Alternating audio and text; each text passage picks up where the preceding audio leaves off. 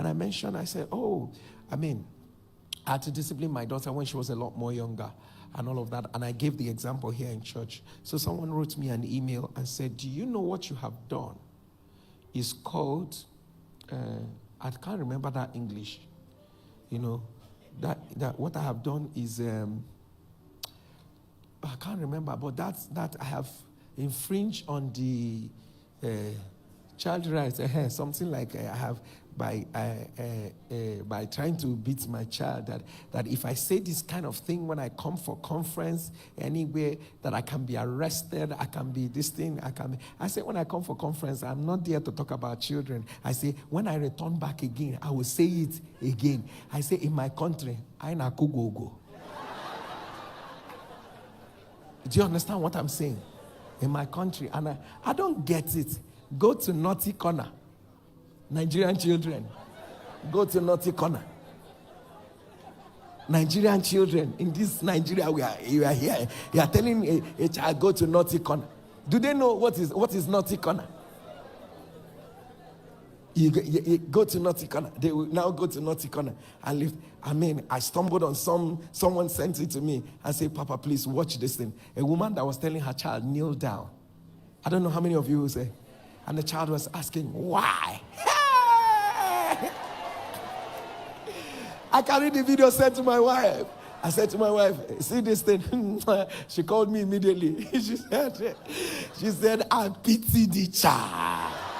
I pity the child. And all of that. I know. So, and there was an experiment we had one time. So there was something that when my child was growing up, I can't remember what the incident is. I know that I just gave her one. She ran to go and meet my wife at the door. My wife gave her another one. Boom! And she ran. I gave her another one. Boom! And she ran. Right now I'm proud of who she has become.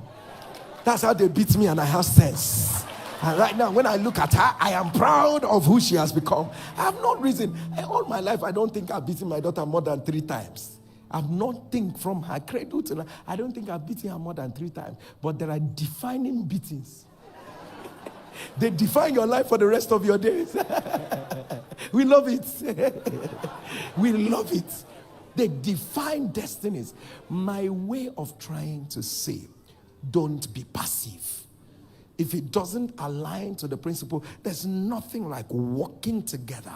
This is our goal. This is what we want to achieve. When you know where God is taking you to, there are things you ought not to be passive. There are languages we don't use in this house. If you find that language, crush it to the air. There's nothing that, I want my child to trend. I want my child to do this. I want my child. There's nothing to trend about it. There's nothing, you're not better than anybody. Don't use that language. Don't say it's because that this kind of thing is, there are things when you train a child in some way, they do not in any way. And I wish we can all learn, because I don't even want to give my personal examples, and all that. But when a child has to understand, this is what we do.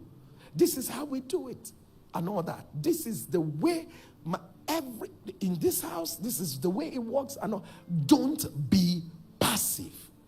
Get involved. Don't let the chef do all the work. Send your daughter to the kitchen to go and wash plates. Send your children to mop the floor. Do you understand? They're going to live in their own house.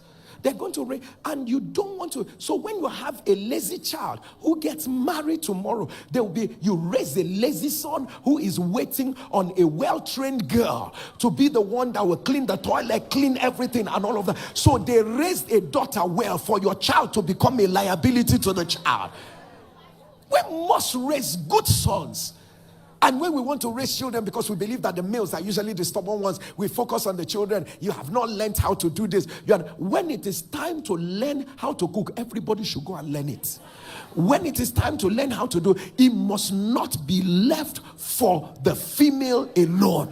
Don't teach your children alone, your female children, how to cook a goosey soup. Teach the male how to cook a goosey soup, how to cook okra soup, how to clean the kitchen, how to mop the floor. All of you will learn it at the same time. When you get married to that girl, coming into your house is not coming as a slave. That That girl coming into your house is not coming in to take all the whole punishment, all the whole. And this is where we massage male chauvinism into error. We massage male chauvinism into mistakes. And then you come in, it's because I'm a man. It's because I'm a man. I cannot. No, sir. It's not because you're a man. It's because you are not well trained.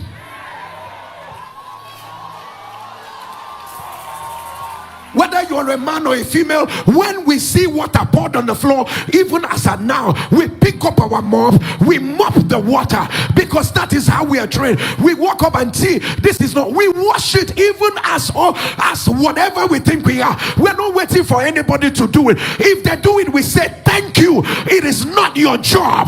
Thank God God brought you to help me to do it. Thank God by where God has raised me, God has caused me. But if I see anything wrong, I'm not waiting for anybody to come and do it for me. If you do it, thank you. But you see, you that I call my son, I call my dad, you gotta do it.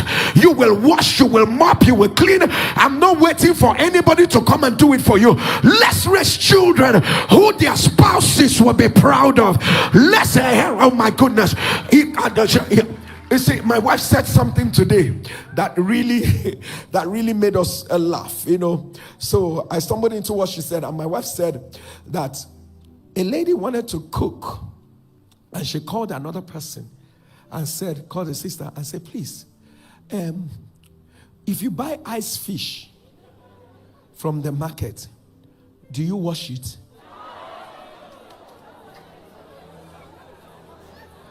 So she was preaching somewhere and said that somebody actually called someone and said, if you buy ice fish from the market, and from where I was echoing. I said, no, you don't wash it.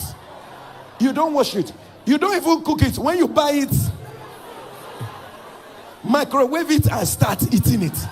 This is the generation. I mean, somebody really asked that question. If you buy ice fish from the market, do you wash? No, we don't wash it. When we buy ice fish, this is the generation that, because they never enter. Hey, let Okon do it. Take it to Okon. Let Okon do it. People of God, don't raise your children from where you are. Raise them from where they will be coming from. People of God, you are the rich man. Your children aren't rich. You are the one who is well off. Your children are not well off. People of God, expose them to the life they never knew. Then when they come to the life that you have now, they will be able to manage it. The reason why you are managing what you have is because you came from somewhere. Don't raise them from where you are. When Okon will do this, be prepared. When they get married, you may make sure you send them one Okon that will remain with them and help them cook. Because very soon they will come back home and they will start judging that your daughter does not cook well. This one does not cook well. This one does not happen. This person does not cook. People of God, raise them from where they are. It is not luxury. People of God, it is not wealth when a child does not have values. Rise on your feet wherever you are.